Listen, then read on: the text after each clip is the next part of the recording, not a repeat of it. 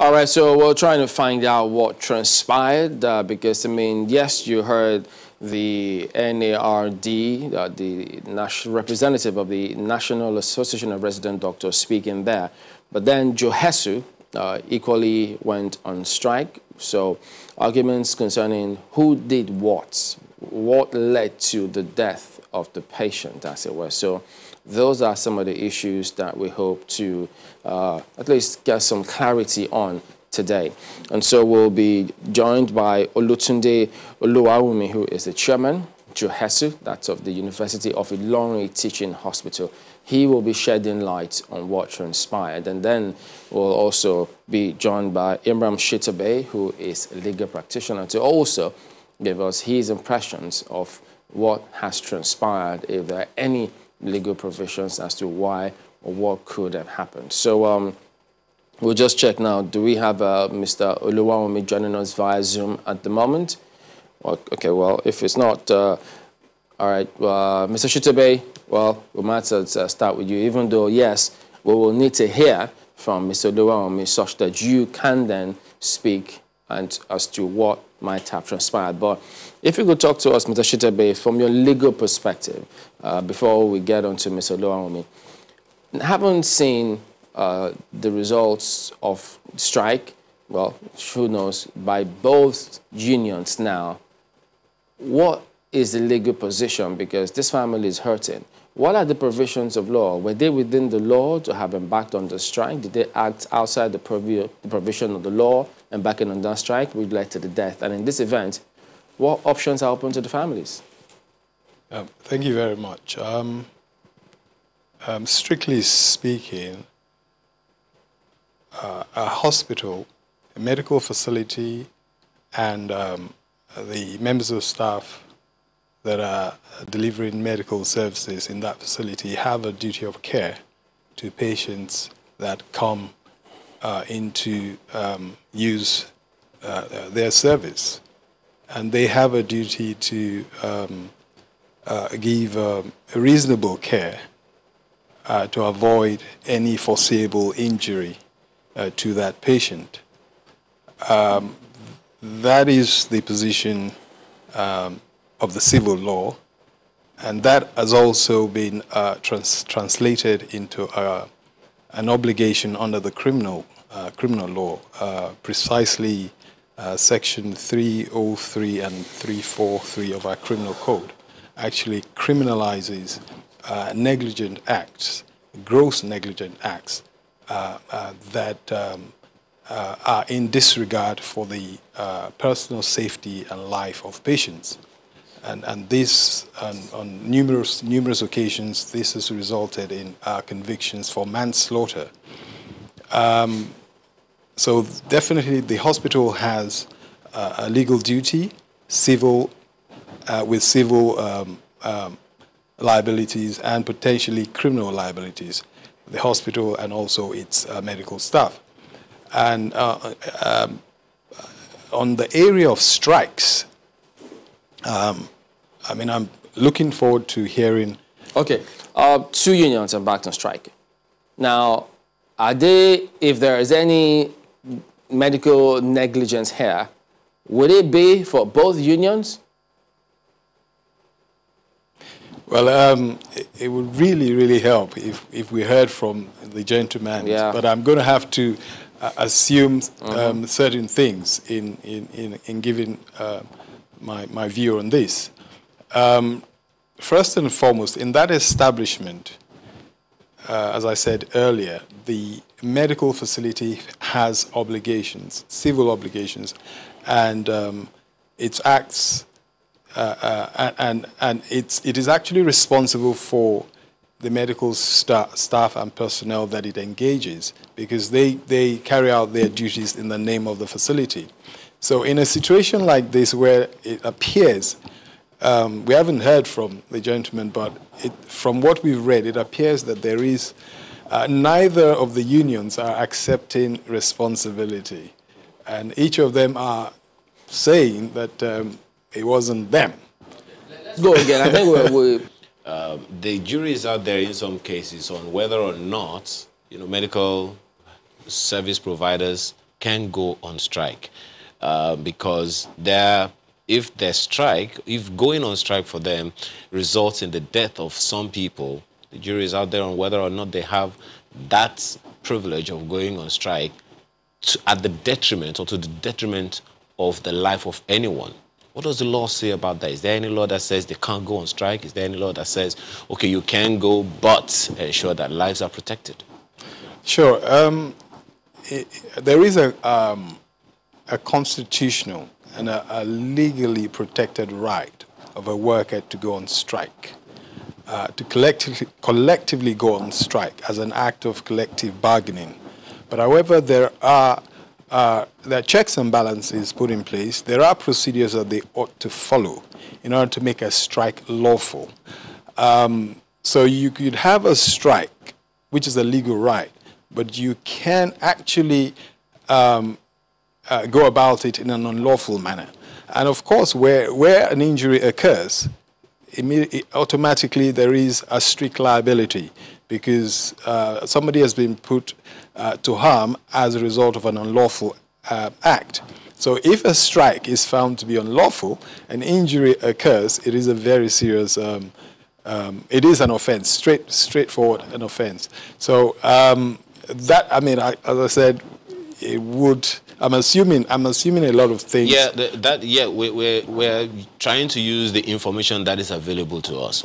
Also, available information indicates that, you know, the workers who embarked on this strike chose themselves, the medical health workers, to go put out the lights.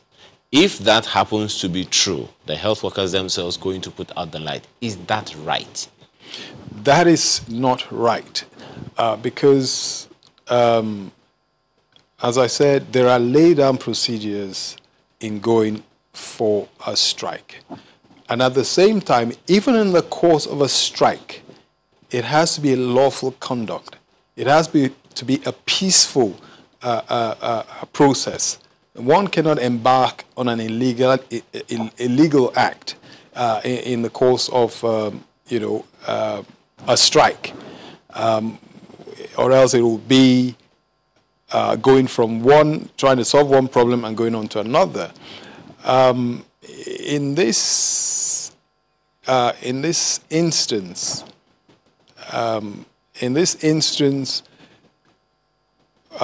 where the power supply was cut out, that in itself is not permissible in law in the course of embarking on a strike, because it is actually putting a patient's life in danger, and that automatically will constitute an act of manslaughter. It has been said, I know a lot of unionists, perhaps they assume or they have been led to believe that they are actually that they enjoy immunity in the course of going on strike. But I want to stress that immunity is very, very limited. It is restricted to acts of tort, which may ordinarily occur when people are gathered in one place and they might cause obstruction or disruption, or they might cause disruption to a business. So it's basically to protect their right to strike, without being put to, any disadvantage in terms of the employer saying that, oh, they disrupted his business. So they have that immunity, in that situation. And also the immunity they have under the criminal law is restricted to acts of picketing, where they might gather outside somebody's home or outside an office to line up and to protest. So in that situation, ordinarily, there might be an allegation of breach of the peace or obstruction, those sort of misdemeanors or simple offenses. The law gives them immunity in such a situation. But there is no immunity against taking a person's life. So it's very important that workers, in Nigeria bear that in mind. There is no blanket immunity against civil or criminal conduct in the course of a strike. And a strike has to be lawful. There are laid down procedures for going on a strike. And this actually starts with arbitration. There are specific provisions. They need to go, there is provision for appointing a conciliator or going before the industrial tribunal panel, or even being referred to the National Industrial Court. And it's when that process is exhausted that they can actually call a strike. They can't just call a strike at their whim or the next day. And it is a very, it's something that we really need to look at, because as a matter of fact, we are talking about those who, in this instance, we're talking about those who give essential services, doctors, nurses, those who work in medical establishment. There is a greater restriction on them going on strike. There is a far greater restriction, because they are seen as providing essential services that are necessary to the, to the health, of the nation, the smooth running of the nation, just as the economy. So that. Just hang on a minute. I think we've got him on the line. Yes. Let's see if we could get Mr. Oluwami. You're online now with Channels TV. If you can hear me, can you hear me first? I can hear you clearly now. Oh, nice. Okay, then, could you tell us, we've been waiting to find out from you, because both the NARD says, well, they were not the ones who switched them off, that it was your union. Okay, so was it your union, Johesu, that switched off the ventilator that led to the gentleman's death? Yeah. Oh, thank you very much. I want to say categorically that it is not my union that switched off the light. We considered the management. We gave concession when we embarked on the strike. We allowed NICU to work, ICU to work.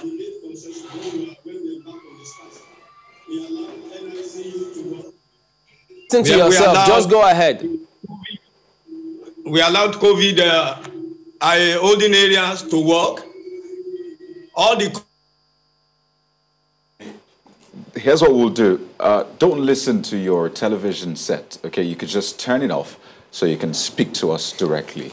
If you can go on now, please. Big challenge trying to get in touch with Mr. Oluwami, especially because the family members said that, well, they were actually chased out. A lot of people were flogged out of that ward, and you wonder what exactly happened. If Johesu says they didn't turn off the electricity supply to the ward, then who did? Who flogged or at least chased people out of the ward? A lot of questions, actually. And, let me just go to Mr. Shitabe. You've heard at least some response from him saying that, well, they didn't turn it off. I think I was trying to say they made some concession and what have you. But still, what is the next way forward, really? Because this is something you find across, different health institutions. Things like this happen. But what's the way forward, really? To be quite frank, a